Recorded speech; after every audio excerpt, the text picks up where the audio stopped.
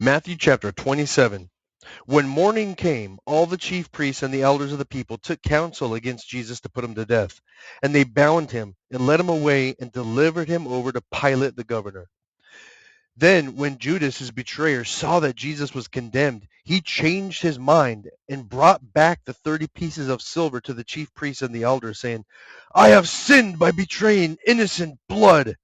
They said, what is that to us? See to it yourself. And throwing down the pieces of silver into the temple, he departed, and he went and hanged himself.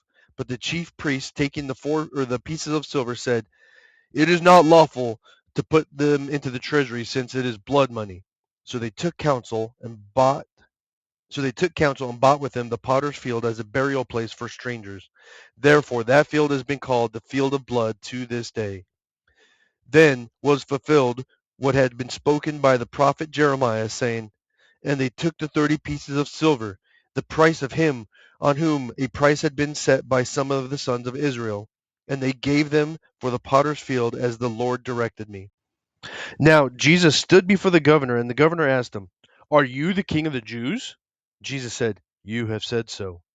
But when he was accused by the chief priests and the elders, he gave no answer. And then Pilate said to him, do you not hear how many things they testify against you? But he gave him no answer, not even to a single charge, so that the governor was greatly amazed. Now at the feast, the governor was accustomed to release for the crowd any one prisoner whom they wanted. And they had then a notorious prisoner called Barabbas. So when they had gathered, Pilate said to them, whom do you want me to release for you, Barabbas or Jesus, who is called Christ? For he knew that it was out of envy that they had delivered him up. Besides, while he was sitting on the judgment seat, his wife sent word to him, have nothing to do with that righteous man, for I have suffered much because of him today in a dream. Now the chief priests and the elders persuaded the crowd to ask for Barabbas and destroy Jesus. The governor again said to them, which of the two do you want me to release for you? And they said, Barabbas! And Pilate said to them, then what shall I do with Jesus, who is called Christ? They all said, let him be crucified!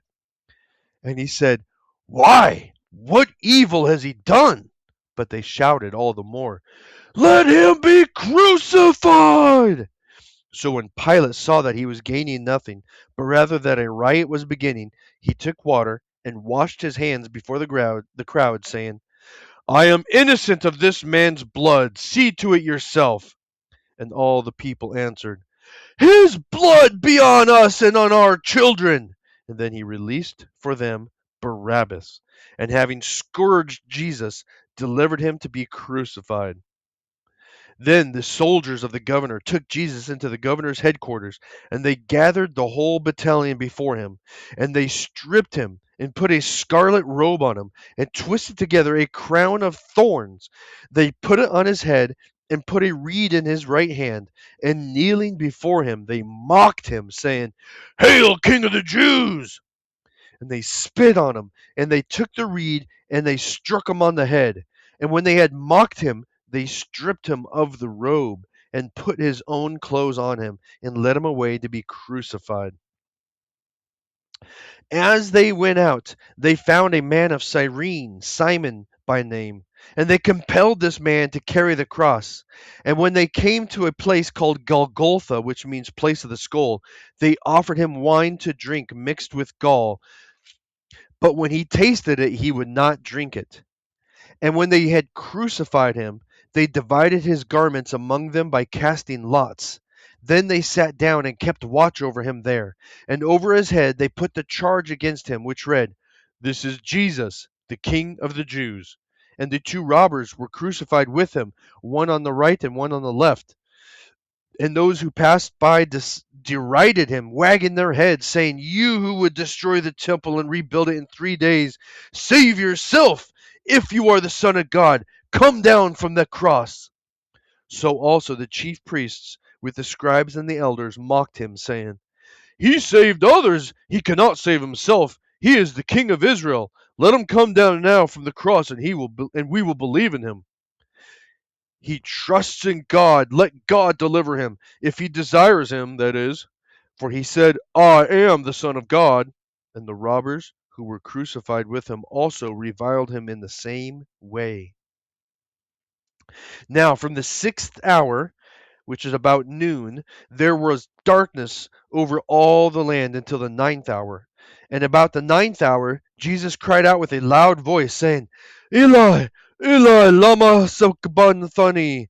My God, why have you forsaken me? And some of the bystanders hearing it said, This man is calling Elijah. And one of them at once ran and took a sponge, filled it with sour wine, and put it on a reed and gave it to him to drink. But the other said, Wait, let us see whether Elijah will come to save him. And Jesus cried out again with a loud voice and yielded up his spirit. And behold, the curtain of the temple was torn in two from top to bottom, and the earth shook, and rocks were split. The tombs were opened, and many bodies of the saints who had fallen asleep were raised. And coming out of the tombs after his resurrection, they went into the holy city and appeared to many. When the centurion and those who were with him, keeping watch over Jesus, saw the earthquake and what took place, they were filled with awe and said, Truly, this was the Son of God.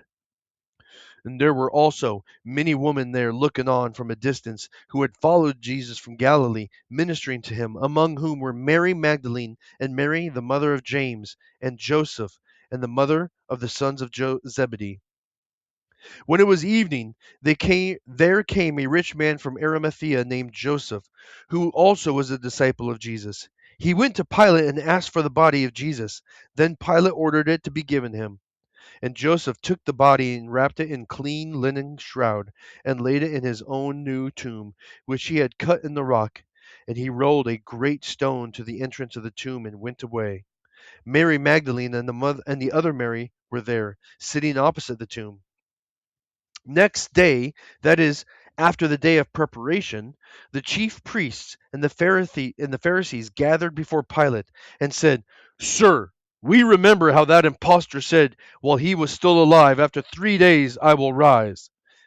Therefore, order the tomb to be made secure until the third day, lest his disciples go and steal him away and tell his people, He has risen from the dead, and the last fraud will be worse than the first.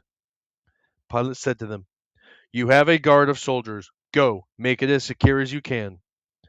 So they went and made the tomb secure by sealing the stone and setting a guard.